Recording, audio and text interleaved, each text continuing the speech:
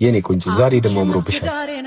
በማከላችን ይሄ እየተፈጠረ እንደሆነ ቢያቅስ ቆይ ባክሽ ተይው። ጓደኛዬ እኔ ያላቀውም ይሄኔ ስራ እያለ ከሌላ ሴት ጋር እየተሞዳሞደ ነው። ግን እኮ አላየነውም። ለምን ጥፋታችን ለመሸፈን እንሞክራለን?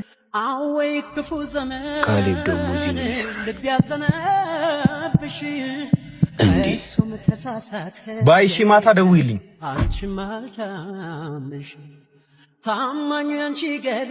ሙሪ እንዴት መጣ?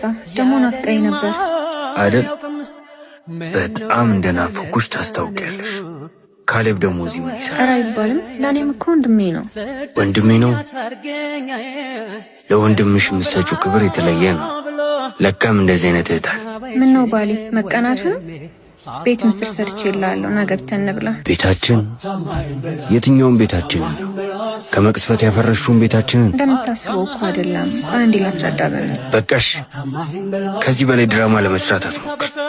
ቆይ ከአይኔ በላይ ምስክር ልትሆኝ ነው? ይቅርታ አድርግልኝ አባቴ።